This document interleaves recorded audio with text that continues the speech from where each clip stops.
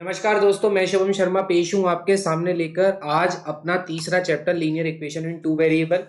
और बिना किसी देरी के हम इसको स्टार्ट करते हैं। पिछले वीडियोस अगर आपने नहीं देखे हैं तो डिस्क्रिप्शन बॉक्स में भी लिंक मिलेगा और आई ऑप्शन पे भी आपको लिंक आ गया होगा। आप जाइए, पिछले वीडियोस को जरूर देखिए और एमसीक्यू की प्रैक्टिस मेरे साथ करते रहिए। सेशन अच्छा लगता है तो लाइक सब्सक्राइब करना ना भूलें। देखिए, इन क्वेश्चंस को करने से पहले मैं आपको एक टेबल समझा देता हूं जिसमें हम सारी चीजों को वहां पर कर लेंगे बहुत आराम से।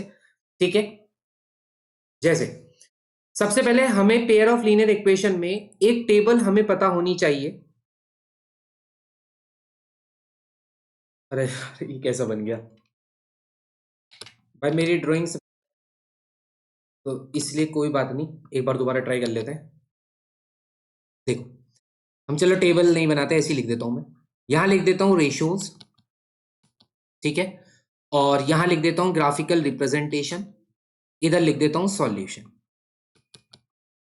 ठीक है, हमारे को तीन बातें पता होनी चाहिए, तीन बातें पता होनी चाहिए।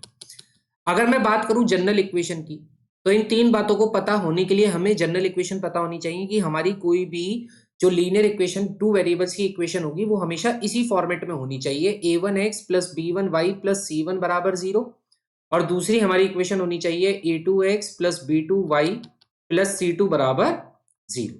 यहां पर a1 a2 b1 b2 c1 और c2 ये सभी के सभी आपके रियल नंबर्स हैं। ठीक है, ये सभी आपके रियल नंबर्स हैं, बाकी एक्स और वाई आपके वेरिएबल हैं। तो इस इक्वेशन में एक एक डिग्री की इक्वेशन होती है, दो वेरिएबल का इस्तेमाल किया जाता है, इसलिए चैप्टर को डिफाइन करा जाता है linear equation in two variable के नाम से। इसमें तीन रेशियो हमें पता होनी चाहिए। जैसे पहला रेशियो होता है a1 upon a2 is not equal to b1 upon b2। दूसरा रेशियो होता है a1 upon a2 is equal to b1 upon b2 is equal to c1 upon c2। और तीसरा रेशियो हमारे पास होता है a1 upon a2 is equal to b1 upon b2 is not equal to c1 upon c2। यहां पर हमें इसकी ग्राफिकल रिप्रेजेंटेशन पता होने चाहिए। जैसे ग्राफिकल रिप्रेजेंटेशन की मैं बात करूं तो यहां पर ग्राफिकल रिप्रेजेंटेशन में हमें पता होना चाहिए, ठीक है, अगर a1 upon a2 b1 upon b2 ratio के बराबर नहीं होगा तो ऐसी लाइन हमेशा याद रखना, थोड़ा ज्यादा ही हल्का हो गया, ऐसी लाइन हमेशा क्या होंगी, इंटरसेक्टिंग लाइंस होंगी। और इंटरसेक्टिंग लाइंस की खासियत होती है कि दो लाइन एक पॉइंट पर इंटरसेक्ट करती है, तो जितना पॉइंट ऑफ इंटरसेक्शन होगा उस इक्वेशंस के उतने ही सॉल्यूशन बनते हैं। क्योंकि इंटरसेक्टिंग लाइंस एक ही पॉइंट पर इंटरसेक्ट करती हैं, इसलिए यहां पर ओनली वन सॉल्यूशन होता है, ओनली वन सॉल्यूशन। इसको हम यूनिक सॉल्यूशन भी बोलते हैं, तो दोनों नाम से आप इसको पहचान सकते हैं। वहीं अगर a1 upon a2 b1 upon b2 बराबर c1 अपॉन c2 हुआ तो इसका ग्राफिकल रिप्रेजेंटेशन क्या होता है कि ये आपकी कोइंसिडेंट लाइंस होती हैं। कोइंसिडेंट लाइंस वो लाइंस होती हैं जब दो लाइन एक के ऊपर एक आ जाए। यानी कि जैसे अगर आप देखो, एक लाइन ये जा रही है, दूसरी लाइन को भी जब आपने रिप्रेजेंट किया तो वो दूसरी लाइन भी इसी पर ही होकर निकली। तो इसका मतलब है अगर दोनों लाइन आपस में मल्टीपल पॉइंट पर इंटरसेक्ट करेगी और जब इंटरसेक्ट मल्टीपल पॉइंट पर होगा तो यहां पर जो सॉल्यूशन होते हैं वो इनफाइनाइट मेनी सॉल्यूशंस होते हैं, इनफाइनाइट मेनी सॉल्यूशंस। ठीक है, वहीं अगर a1 अपॉन a2 बराबर हुआ b1 अपॉन b2 के लेकिन नॉट इक्वल हुआ c1 अपॉन c2 के, तो ऐसी लाइन हमेशा पैरेलल लाइंस होंगी। और जैसा कि आप जानते हो पैरेलल लाइन एक दूसरे से नहीं मिलते, तो इस वजह से यहां पर कोई भी सॉल्यूशन नहीं होगा।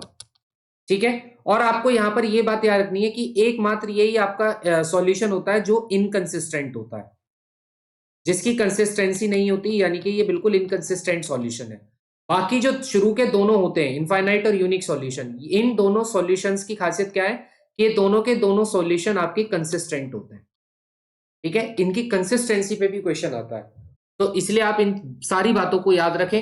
और इसका स्लाइड का आप स्क्रीनशॉट भी ले लें, आप बाद में नोट कर सकते हैं, और अगर साथ साथ नोट कर रहे हैं तो और भी बेहतर है, आपको क्वेश्चन करने में आसानी होगी उतनी। ठीक है, पहला क्वेश्चन आपके सामने है और यहां पर क्वेश्चन लिखा हुआ है द पेयर ऑफ इक्वेशन। आपको इक्वेशन के पेयर गिवन है। पहला आपको इक्वेशन क्या दे रखा है, पहला इक्वेशन दे रखा है x प्लस 2y माइनस 5 बराबर 0। और दूसरा इक्वेशन आपको दे रखा है minus 4x minus 8y plus 20 बराबर 0। हमें यहां से a1 a2 b1 b2 c1 c2 की वैल्यू निकालनी है। मैंने अभी आपको जनरल इक्वेशन बताया, उनको कंपेयर करोगे तो a1 आपको 1 मिलेगा, ठीक है, b1 आपको 2 मिलेगा और वहीं c1 आपको माइनस का 5 मिलेगा। माइनस का 5 इसलिए रखा जा रहा है क्योंकि जो जनरल इक्वेशन होती है वो सारी प्लस में ही होती है। वहीं अगर आप इस इक्वेशन को ध्यान से देखोगे तो इसमें a2 आपको क्या मिलेगा -4, b2 आपको क्या मिलेगा -8 और c2 क्या मिलेगा 20। तो यहां पर हमें रेशियोज चेक करने हैं a1/a2 बराबर b1/b2 बराबर c1/c2। a1/a2 कितना आ रहा है -1/4, वहीं b1/b2 कितना आ रहा है 2/-8 और c1/c2 मेरा पास कितना आ रहा है -5/20। अगर मैं इसे कट करूंगा तो मुझे यहां पर माइनस का 1/4 मिलेगा और इसको भी कट करूंगा तो माइनस का 1/4 मिलेगा। और जस्ट अभी मैंने आपको बताया कि अगर हमारे ये तीनों रेशियोज बराबर होते हैं तो ऐसी लाइन हमेशा कैसी लाइन होती है, कोइंसिडेंट लाइन होती है। और कोइंसिडेंट लाइन के क्योंकि ये आपकी कोइंसिडेंट लाइन है, क्योंकि ये आपकी कोइंसिडेंट लाइंस है, तो इसका मतलब जो इसके सॉल्यूशंस होंगे वो इनफाइनाइट होंगे। तो यहां पर ऑप्शन नंबर सी इसका सही आंसर हो जाएगा, इनफाइनाइट मेनी सॉल्यूशंस। ठीक है, अगला क्वेश्चन आप अटेम्प्ट कर सकते हैं। आपसे कह रहा है इसमें से कौन सी pair of linear equation consistent है। आपको मैंने अभी बताया कि केवल एक इनकंसिस्टेंट होती है जिसके सॉल्यूशन आपके 9 सॉल्यूशन होते हैं और ग्राफिकल रिप्रेजेंटेशन पैरेलल होता है, बाकी सब आपकी कंसिस्टेंट थी। यानी कि कोइंसिडेंट लाइन भी कंसिस्टेंट होती है और इंटरसेक्टिंग लाइन भी आपकी कंसिस्टेंट होती है। तो यहां पर बी और सी दोनों ऑप्शन सही है और इसको सही रिप्रेजेंट कर रहा है ऑप्शन नंबर डी। ठीक है, पैरेलल लाइन कभी भी कंसिस्टेंट नहीं होती बल्कि ये इनकंसिस्टेंट होती है। क्लियर। इसके बाद अगला क्वेश्चन हमारे पास अगेन सेम क्वेश्चन आ गया है, इसका ग्राफिकल रिप्रेजेंटेशन पूछ रहा है। मैं इसको डायरेक्ट भी लिख सकता हूं, 9/18 बराबर लिख लो 3/6 बराबर लिख लो 12/26। और देखते ही पता चल रहा है कि ये रेशियो तो कभी बराबर नहीं होने वाला 12/26। यानी कि अगर इसको और चेक कर लेते हैं, 9 1 9 9 2 18 और इसको चेक करोगे तो 1/2। यानी कि a1/a2 बराबर है b1/b2 के, लेकिन c1/c2 के बराबर नहीं जा रहा। तो ऐसी रिप्रेजेंटेशन क्या थी, पैरेलल लाइन। और पैरेलल लाइन की खासियत क्या होती है कि पैरेलल लाइन में कोई भी सॉल्यूशन नहीं होते, यानी कि ऑप्शन नंबर डी इसका सही आंसर होगा। समझ आया ये भी क्वेश्चन आपको। अगेन अगला क्वेश्चन आता है, अच्छा क्वेश्चन है, इंपॉर्टेंट क्वेश्चन है और एमसीक्यू में बहुत बार पूछा जाता है। आपसे कहा गया है दो इक्वेशंस आपको दी गई हैं जिनका रिप्रेजेंटेशन पैरेलल है, आपसे कह रहा है के की वैल्यू बताइए। भाई पैरेलल में हमें सिर्फ a1/a2 बराबर दिया होता है b1/b2 के, क्योंकि c1/c2 के तो बराबर होता ही नहीं है। a1 की वैल्यू निकालोगे तो 3 मिलेगी और a2 की वैल्यू 2 मिलेगी। वहीं b1 की वैल्यू आपको 2k मिलेगी और b2 की वैल्यू आपको 5 मिलेगी। टू क्रॉस मल्टीप्लाई अगर मैं यहां पर करूं तो मेरे पास 15 बराबर 4k आ जाएगा और 4 को अगर मैं इसके नीचे लेके जाऊंगा तो k की वैल्यू मेरे पास 15/4 आ जाएगी। यानी कि ऑप्शन नंबर बी जो होगा वो इसका सही आंसर होगा। ऑप्शन नंबर बी इसका बिल्कुल सही आंसर होगा। अगले क्वेश्चन की तरफ आते हैं। देखो अगला क्वेश्चन वैसे तो आपका लैंग्वेज बेस्ड क्वेश्चन है, वर्ड प्रॉब्लम के आधार पे क्वेश्चन है, लेकिन मैंने इसको एमसीक्यू के फॉर्मेट में डाल दिया। वो कह रहा है एक फ्रैक्शन है जो 1/3 बन जाती है when 1 is subtracted from the numerator. भाई इसको कैसे करते हैं, जब ऐसा फ्रैक्शन वाला क्वेश्चन आता है तो हमेशा आप फ्रैक्शन को लेट करोगे और फ्रैक्शन को आप हमेशा क्या लेट करोगे, let the fraction B x/y। अब अगर हम अकॉर्डिंग टू क्वेश्चन आए, हमसे कहा है कि एक फ्रैक्शन 1/3 बन जाती है जब 1 सब्ट्रैक्ट किया जाता है न्यूमरेटर से। न्यूमरेटर क्या होता है, जो ऊपर होता है ना वो न्यूमरेटर होता है और जो नीचे लिखा हुआ होता है वो डिनोमिनेटर होता है। वो कह रहा है अगर मैं न्यूमरेटर में से 1 को सब्ट्रैक्ट कर दूं, डिनोमिनेटर में कोई चेंज नहीं कर रहा, बस 1 सब्ट्रैक्ट कर रहा है न्यूमरेटर से, तो मेरी फ्रैक्शन 1/3 आ जाती है। यहां पर अगर मैं डू क्रॉस मल्टीप्लाई करूंगा तो मुझे क्या मिलेगा, 3x - 3 बराबर हो जाएगा y के। भाई 3 की मल्टीप्लाई दोनों में होगी, ठीक है। तो यहां पर y की वैल्यू आपको पता चल गई 3x - 3। मैं इसको इक्वेशन नंबर फर्स्ट बोल देता हूं। दूसरे केस में वो मुझसे कह रहा है कि वो फ्रैक्शन 1/4 बन जाती है जब 8 ऐड करते हैं डिनोमिनेटर में। इस बार न्यूमरेटर में कुछ भी नहीं कर रहे, यानी कि इस बार न्यूमरेटर सेम है लेकिन डिनोमिनेटर में अगर मैं 8 ऐड कर दूं तो मेरी जो फ्रैक्शन है वो 1/4 हो जाती है। अगेन मैं यहाँ पे डू क्रॉस मल्टीप्लाई करूंगा। जब मैं यहाँ डू क्रॉस मल्टीप्लाई करूंगा तो मुझे क्या मिलेगा, मुझे मिलेगा 4x बराबर 5y + 8। अब इक्वेशन फर्स्ट में मुझे y की वैल्यू पता है तो मैं y की वैल्यू इक्वेशन फर्स्ट से क्या पुट कर दूंगा, 3x - 3 + 8। सॉल्व करोगे, x को इधर लेके आओगे, 4x - 3x कितना हो जाएगा, x - 3 + 8 मिलकर कितने हो जाएंगे, 5। तो मुझे यहाँ पर x की वैल्यू कितनी मिल गई, 5 मिल गई। मैं इस x की वैल्यू को जैसे ही इक्वेशन नंबर फर्स्ट में करूंगा, इक्वेशन नंबर फर्स्ट में जैसे ही पुट करूंगा तो मुझे y भी मिल जाएगा। आप कहोगे y कैसे मिलेगा, भाई x माइनस 3 है ना, तो 3 की जगह x की, सॉरी x की जगह 3 की वैल्यू रख दो, सॉरी 3x में x की वैल्यू रख दो यार। ठीक है, 3 इंटू 5 माइनस 3 बराबर y, कितना आ जाएगा 15 माइनस 3 बराबर y, और यहां पर y आपका कितना निकल आएगा 12। आपसे पूछ रहा है फ्रैक्शन क्या होगी, भाई आपने फ्रैक्शन मानी क्या थी, x अपॉन वाई तो मानी थी, तो x कितना आया 5 और y कितना आया 12, तो फ्रैक्शन जो होगी वो 5/12 होगी, यानी कि ऑप्शन नंबर सी इसका बिल्कुल सही आंसर होगा। ठीक है, क्वेश्चन आसान था, टैकल करना के जो तरीके हैं वो मैं आपको समझा रहा हूं बस। ये भी क्वेश्चन बहुत अच्छा है, इंपॉर्टेंट क्वेश्चन है भाई। आपसे कह रहा है साइक्लिक क्वाड्रिलेटरल के एंगल्स आपको गिवन है। साइक्लिक क्वाड्रिलेटरल आपको पता है, साइक्लिक क्वाड्रिलेटरल वो क्वाड्रिलेटरल होता है जो सर्कल के जिस पर सर्कल के चारों पॉइंट आपके मौजूद होते हैं। एक पॉइंट यहां मौजूद, एक पॉइंट यहां मौजूद, एक पॉइंट यहां मौजूद और एक पॉइंट यहां मौजूद। अगर मैं यहां पर एक क्वाड्रिलेटरल ड्रॉ कर दूंगा तो ये क्वाड्रिलेटरल सर्कल की सर्कमफेरेंस पे मौजूद है, इसलिए इसको साइक्लिक क्वाड्रिलेटरल कहा जाए। और साइक्लिक क्वाड्रिलेटरल में आमने सामने के एंगलों का जो सम होता है वो 180 होता है। ठीक है, आपसे क्या कहा गया, आपसे कहा गया ए और सी, यानी कि 6x plus 10 plus x plus y, इसका सम कितना होगा 180 डिग्री, क्योंकि मैंने अभी आपको बताया अपोजिट एंगल का सम कितना होता है 180 डिग्री। ठीक है, angle A plus angle C बराबर कितना होगा 180 डिग्री। अगर मैं इसको सॉल्व करूंगा तो ये मेरे पास कितना आएगा, आप कहोगे 6x और x को जोड़ोगे तो 7x प्लस वाई, 180 में से 10 को माइनस कर दोगे 170। This is equation number first. उसके बाद B और D, भाई आप देखो B और D भी आमने सामने अपोजिट एंगल है, तो B और D का टोटल कितना होगा। आप कहोगे जी एंगल B मेरे पास कितना गिवन है, angle B plus angle D, इसका भी टोटल 180 होगा। ठीक है, आप कहोगे B मेरे पास 5x है और वहीं D मेरे पास 3y माइनस 10 है, बराबर कितना हो जाएगा 180 डिग्री।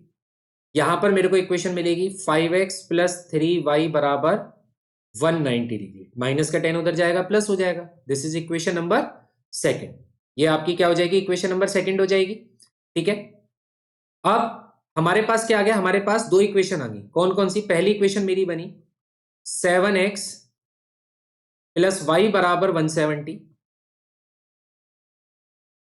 ठीक है, और दूसरी इक्वेशन मेरे पास क्या बनी 5x plus 3y, 5x plus 3y बराबर 190।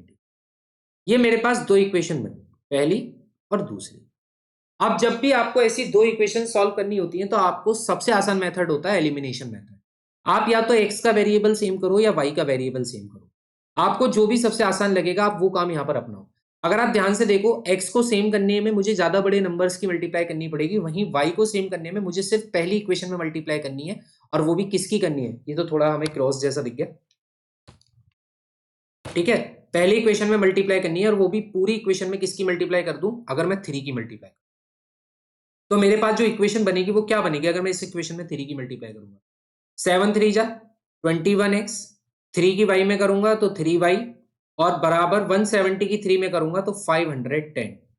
ये मेरे पास इक्वेशन बन जाएगी। अब अगर ये दोनों आपको प्लस मिले हैं जबकि आपको ये y और y सेम मिल गए, तो आपको इसको कैंसिल करना है। कैंसिल करने के लिए आप दोनों इक्वेशनों को सब्ट्रैक्ट करोगे, यानी कि साइन चेंज कर दोगे, जो प्लस है वहां हर जगह माइनस हो जाएगा और जो माइनस होता वहां हर जगह प्लस हो जाता।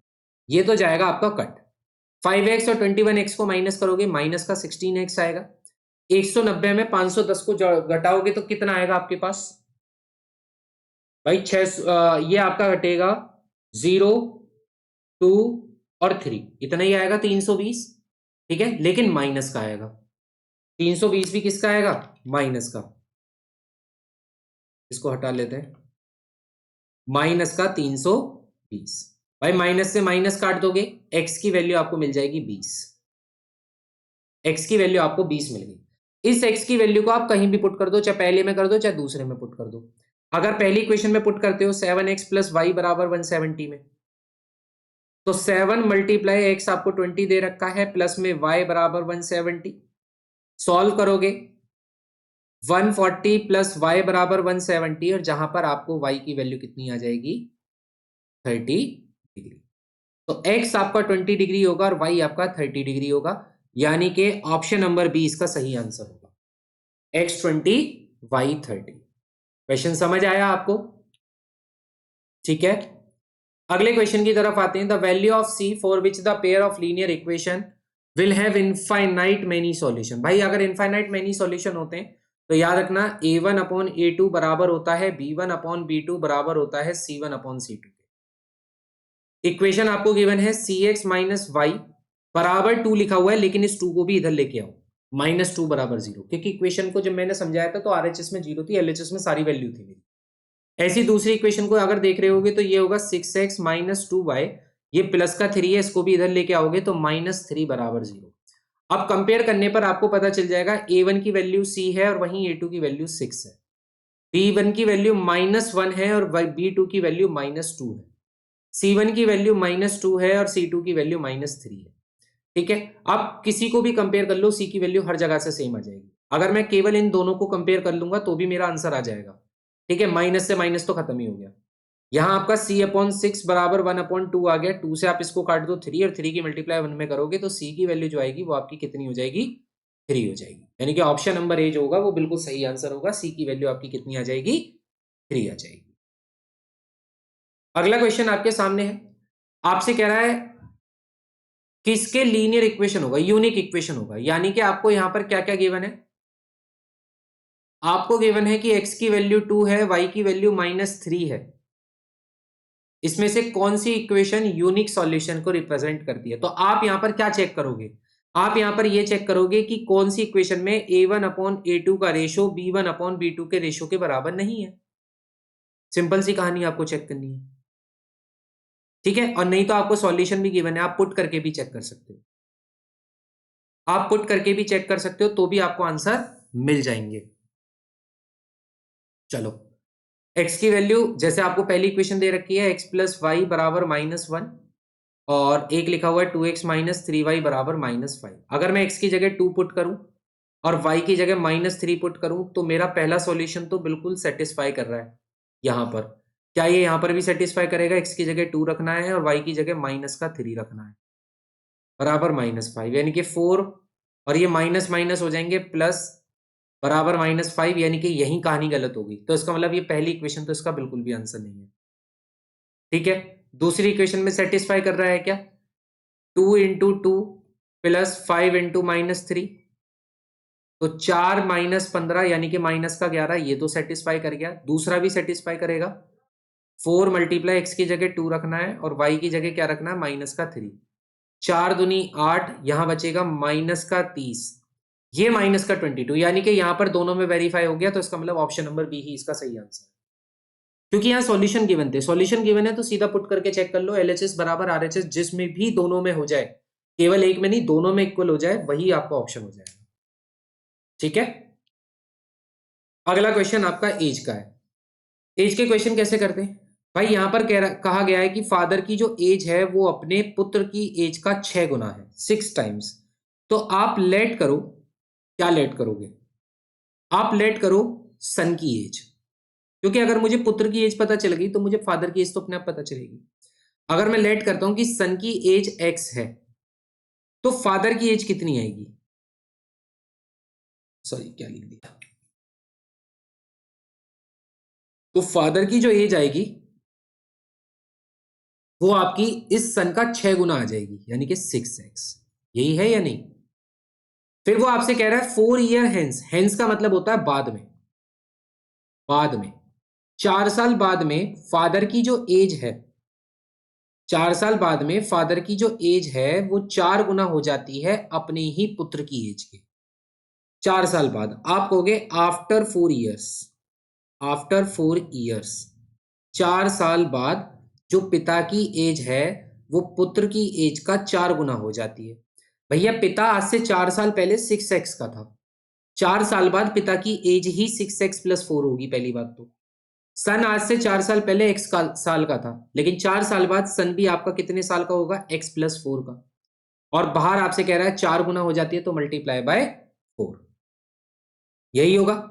अगर मैं इसे सॉल्व करूंगा तो मेरे पास निकल के आएगा 6x+4 बराबर 4x+4, 4 जा 16। इसको इधर लेके आओगे, इसको इधर ले आओगे तो ये आपका 2x बराबर कितना हो जाएगा, 12, और x की वैल्यू कितनी हो जाएगी, तो आप कहोगे x की वैल्यू मेरे पास यहाँ 6 मिल जाएगी। अब x किसकी एज थी, वो आपसे ये तो कह रहा है प्रेजेंट एज क्या थी, प्रेजेंट एज सन की प्रेजेंट एज को आपने x माना हुआ है, तो सन की एज तो आपकी कितनी हो गई, 6 साल। पिता की जो एज है वो अपने पुत्र की एज का 6 गुना है, यानी कि 6x है, यानी कि 6 × 6। तो आंसर कितना हो जाएगा? पिता की आयु होगी 36 साल और पुत्र की आयु होगी 6 साल, यानी कि ऑप्शन नंबर सी इसका बिल्कुल सही है, 6 और 36। आ गया क्वेश्चन समझ? एज के क्वेश्चन में सिंपल सा फंडा है, प्रेजेंट एज मानो, उसके बाद 4 साल बाद गए, 5 साल बाद बोले तो 5 या 4 उतना ही आप ऐड करो, और पहले बोलता तो उतना ही आपको माइनस करना पड़ता। एज में हमेशा अपने आप को समझ के करा करो क्वेश्चन, ठीक है भाई? ये वाला क्वेश्चन आप अटेम्प्ट कर सकते हो, मुझे पूरी उम्मीद है आप इस क्वेश्चन को अटेम्प्ट कर पाओगे बहुत आराम से। इसका आंसर आप मुझे कमेंट सेक्शन में डाल देना, ठीक है? ये आपके लिए होमवर्क दे दिया मैंने। अगला क्वेश्चन कह रहा है x की वैल्यू अगर a है, y की वैल्यू अगर b है, तो a और b की वैल्यू बताइए। भाई x की जगह a डाल दो, यानी कि a और b, y की जगह b डाल दो, तो a प्लस b बराबर मिल गया 5।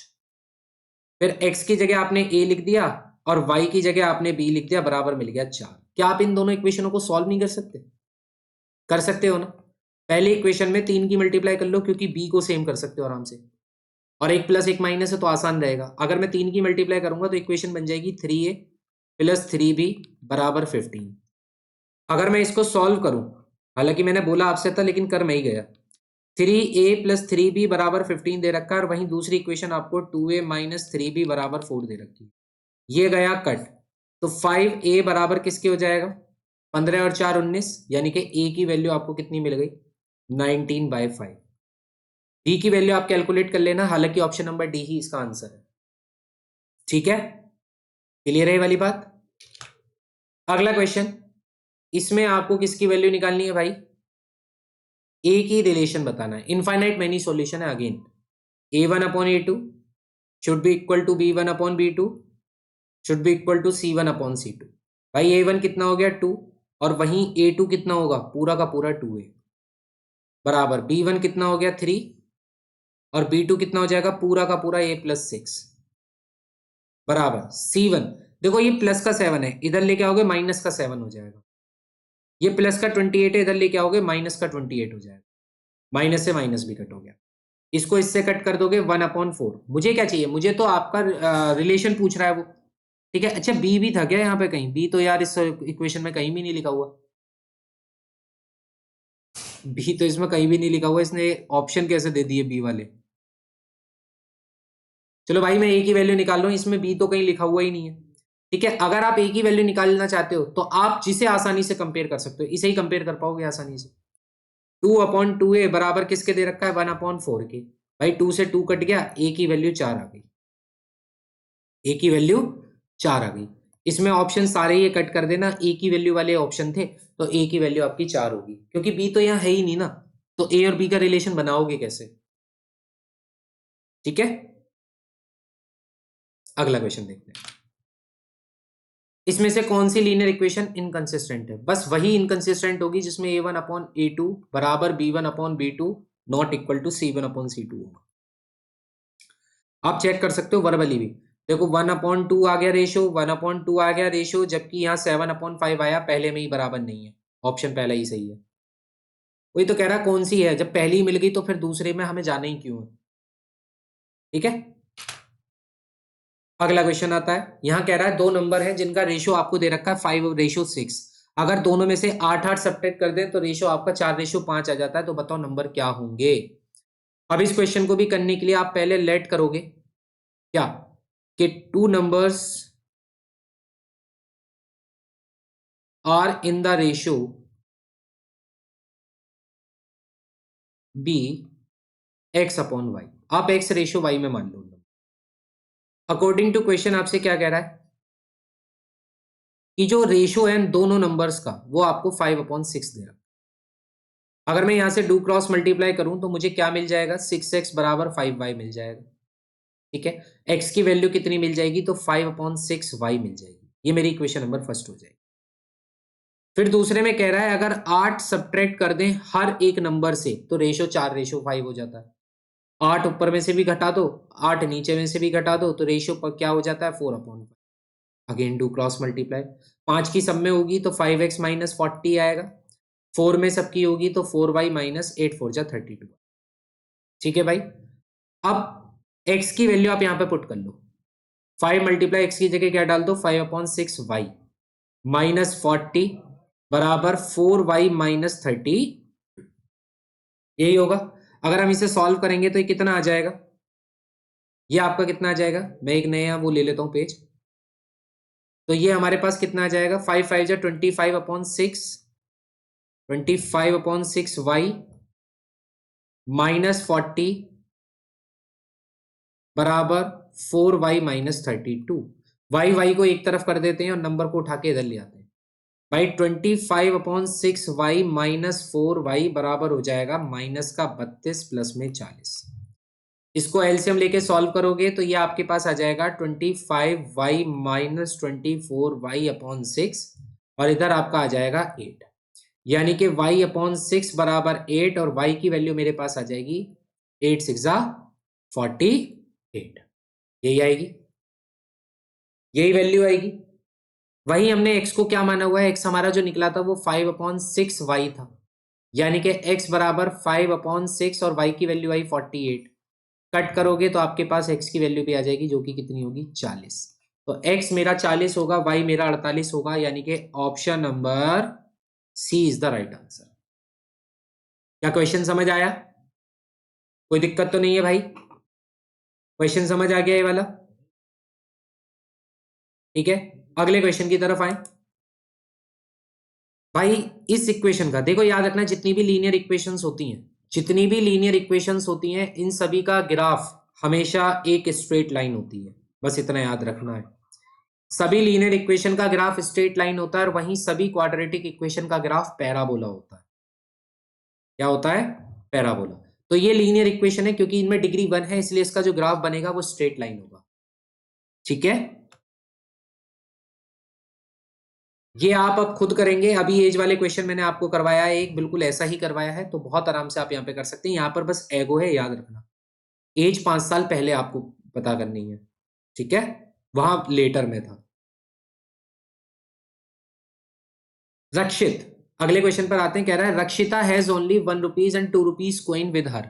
If the total number of coins that she has is 50 and the amount of money with her is 75, then the number of. देखो हम क्या करते हैं, हम लेट कर लेते हैं कि 1 रुपए के जो कॉइन है ना रक्षिता के पास वो x है, और 2 रुपए के जो कॉइन है वो उसके पास y है।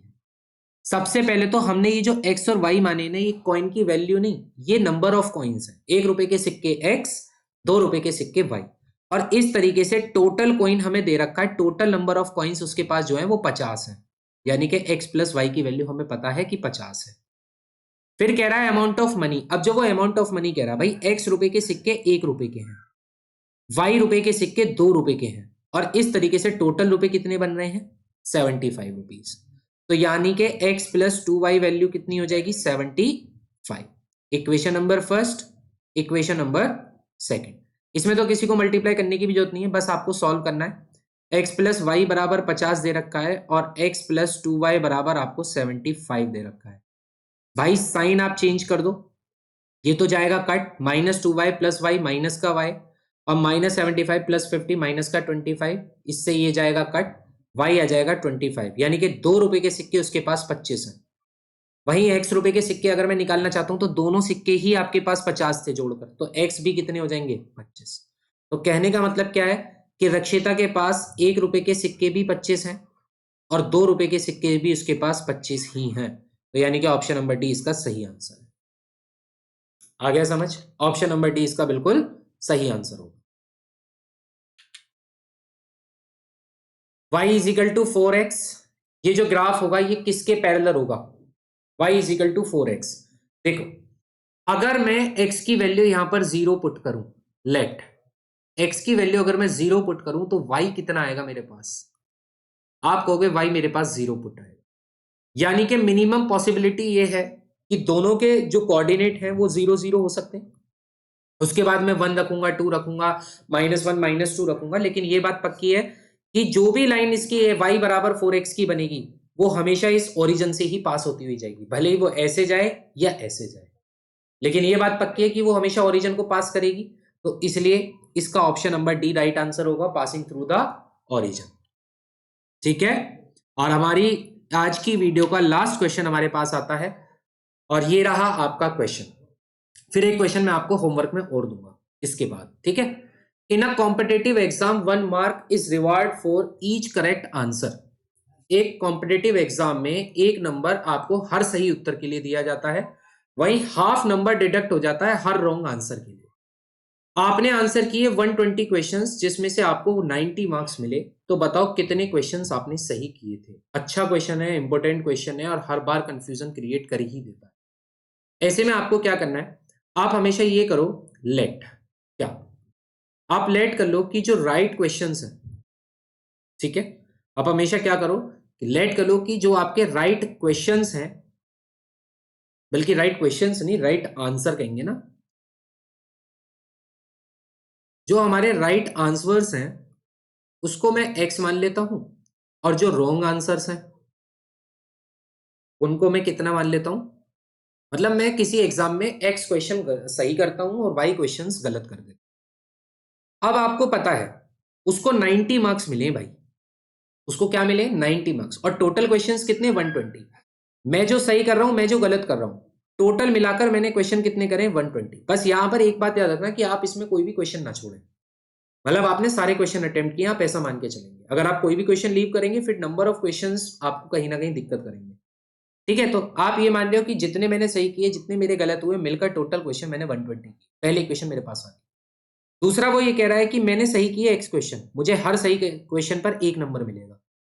फिर मैंने गलत किए वाई क्वेश्चन, और हर गलत क्वेश्चन का मेरे को क्या कर लिया जाएगा, आधा मार्क्स डिडक्ट कर लिया जाएगा। डिडक्ट मतलब माइनस का 1/2 मिलेगा, माइनस में खत्म कर दिया जाएगा। और इस तरीके से मेरे मार्क्स कितने बने 90, यानी कि x माइनस वाई अपॉन 2 कितना बना मेरे पास 90। This is equation number. अगर मैं इन दोनों इक्वेशनों को सॉल्व करूं तो मैं यहां पर यह पता लगा सकता हूं कि मेरे राइट आंसर कितने थे और मेरे रॉन्ग क्वेश्चन कितने थे।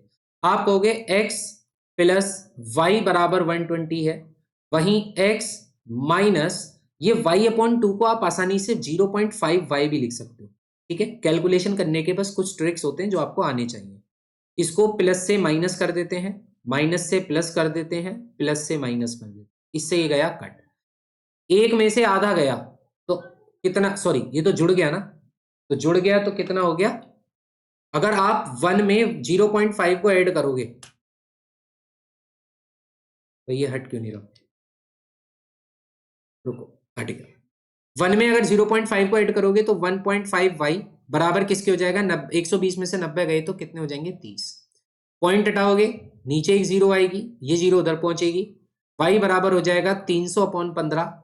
कट करोगे तो आपको ये पता चल जाएगा कि आपने क्वेश्चन कितने गलत किए हैं, 20 क्वेश्चन गलत किए हैं।